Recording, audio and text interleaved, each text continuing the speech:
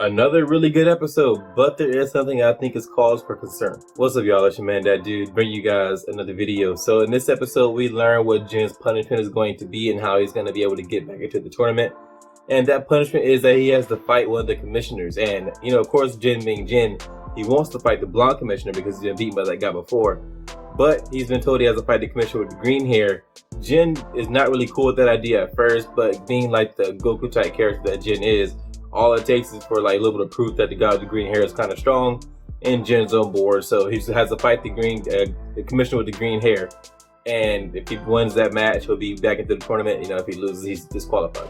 I'm not sure if I like the way Jin is going to get back into the tournament. Like, given just what this show is, it's not surprising. But I would have liked something a little more creative than, hey, to get back into this fighting tournament, you have to fight this guy. That just seems a little too on the nose. Maybe something just a little more unique or creative. I could have guessed that he was gonna have to fight somebody to get back in. That just it doesn't surprise me at all. And I'm not saying the show has to be like wholly original in everything it does, because that's just a too high a standard to hold any show to. But just something a little more creative I thought would have been nice. One thing I really like about this show so far, and we're only 3 episodes in, is that the show is not making us wait to see some interesting characters fight. We get to see the wrestler chick fight, we get to see the guy with the baseball bat fight, and we get to see them fight important characters. You know, Yu fights wrestler chick and Han fights the guy with the baseball bat.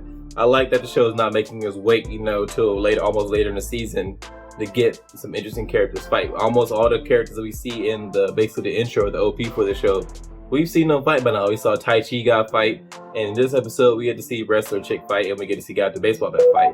I appreciate the show not making us wait. Yu shows again that she is very capable without her sword. Actually, given how she beat the wrestler chick, and I'm going to keep saying wrestler chick because you know exactly what I'm talking about when I say it, and I don't have to say her name.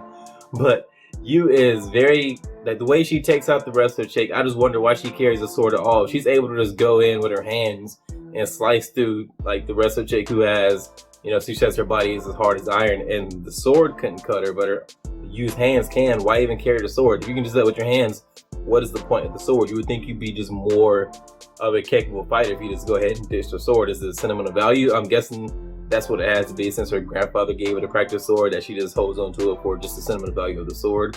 But it seems she's even more capable without it, so it would just make more sense if she ditched the sword altogether. We finally get to see, well, I can't even say finally, because we're only 3 episodes in. This story is moving so fast, but we get to see the character that Han is trying to win the tournament for, to get the money for, I'm assuming to pay for medical bills for this person. Now, we don't get clarification on exactly what their relationship is. Is it like an old friend, or is this a sibling, or what is this person to Han? But we get to see that this person that Han is like fighting for, and we get to see how resilient Han is to damage. Han is a tank. Baseball bat dude is beating up Han for like a good while in that fight, and Han, just through sheer force of will, basically takes out the baseball bat guy with just like, we get to see what his more powerful techniques are. We get to learn that he's more a karate expert. That's his martial art style. So we get to see him use some advanced techniques in the fight. And he takes a lot of damage, but you know he's not worried about taking damage because he knows the nanobots will heal him. We got proof of that in the second episode, where Jin talks about how he got his broken neck healed after Yu broke his neck. And so we know that the nanobots will heal you, so he's not really worried about taking damage. We just see that his pain threshold is really high, and he's able to take that damage and go toe-to-toe with the baseball bat guy and beat him at the end.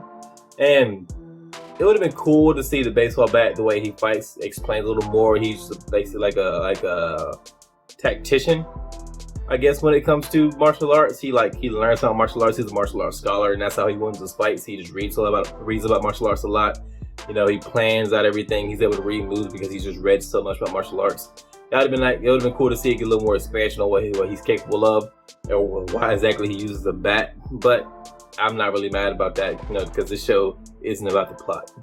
And man, this show does move fast. We get Yu's fight against the wrestler chick, Han's fight against the baseball bat guy, and we get to see Jin take on the commissioner, all in this one episode. And we get the completion of Jin's fight with the commissioner. We get to see that Jin takes him out relatively easily, and it's kind of hinted that he's able to do that because of the vegetables and fruits given to him by the head guy of the people throwing the tournament. We're not exactly sure what those fruits and vegetables do, but you know there's some kind of ulterior motive to him giving Jin the food.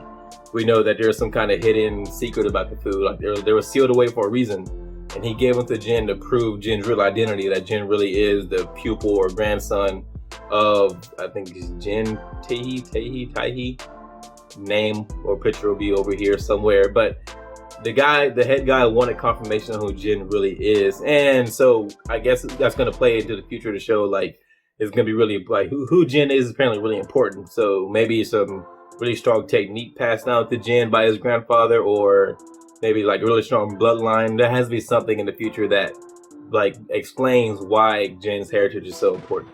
Now the part that has me a little concerned. Jin's fight with the commissioner. We see when the commissioner, after he's beaten, he gets up and he goes into a rage and he unleashes like some kind of power, like basically a stand from JoJo's Bizarre Adventures. That's what it looks like. It looks like a stand, and this basically Stan starts going after Jin and is on the verge of beating Jin before the other commissioners step in and like save him.